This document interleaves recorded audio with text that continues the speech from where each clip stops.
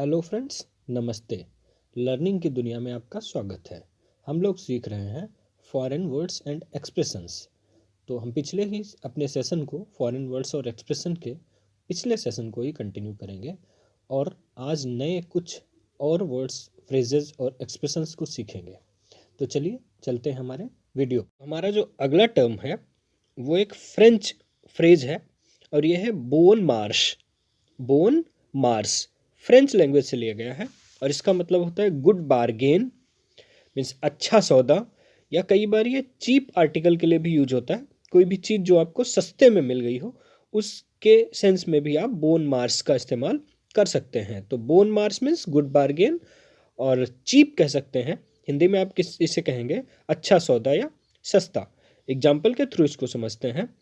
So example जैसा कि लिखा हुआ है, tickets are bone marsh at this place. जो टिकट्स हैं वो इस जगह पर अच्छा सौदा है। अगला जो शब्द है वो है इन एक्सटेंसो। इन एक्सटेंसो जो है वो लैटिन लैंग्वेज से लिया गया है and it means at full length, पूरी तरह से। मतलब किसी भी चीज़ को जब कंप्लीटली कर लिया जाता है, पूरी लेंथ के साथ उसको इस्तेमाल किया जाता है, यूज कर लिया जाता है, तब वहाँ पर यूज करते हैं Latin term in extenso. Example है the paper covered their speeches in extenso. जो न्यूज़पेपर है उसने उनकी स्पीचेज को in extenso means at full length, पूरी तरह से कवर कर लिया। हमारा अगला जो शब्द है वो है ग्रैंड मर्सी। ग्रैंड मर्सी, और इसका जो इंग्लिश मतलब है वो है मेनी थैंक्स। ये जो शब्द है वो फ्रेंच लैंग्वेज से लिया गया है। ये जो एक्सप्रेशन है वो फ्रेंच लैंग्वेज से लिया गया है और इसका मतलब है मेनी थैंक्स। सो आप इसे सेंटेंस में यूज करेंगे, grand mercy to all who encouraged me to do this work. हमारा अगला शब्द है पोस्ट अबिटम। पोस्ट अबिटम ये भी लैटिन लैंग्वेज से लिया गया है और इसका मतलब होता है आफ्टर डेथ, मृत्यु के उपरांत। आप इसको सेंटेंस में समझेंगे, post obitum reports declared the cause of his death.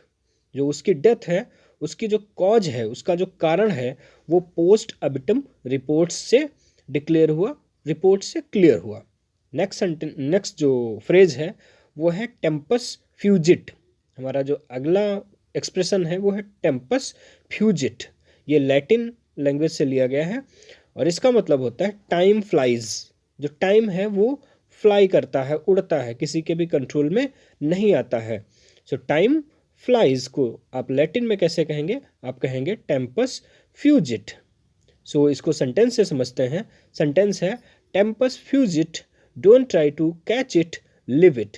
Yes, time flies, समय उड़ रहा है, समय भाग रहा है। Don't try to catch it, इसे पकड़ने की कोशिश मत करें। एंड लिव इट, इसको जिए।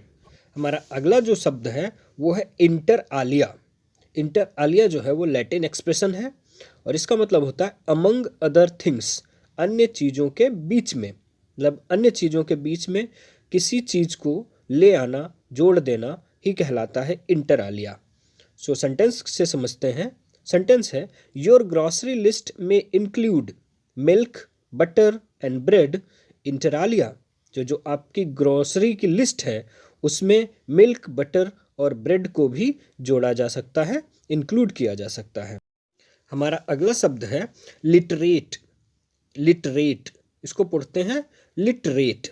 जो literate means well educated person interested in literature. ऐसा व्यक्ति जो लिटरेचर में इंटरेस्टेड है और अच्छी तरह से पढ़ा लिखा है, उसके लिए यूज करते हैं। इसका सिनोनिम हो सकता है लर्नेड मैन, पढ़ा लिखा व्यक्ति, या स्कॉलर। स्कॉलर के लिए भी इसको यूज करते हैं।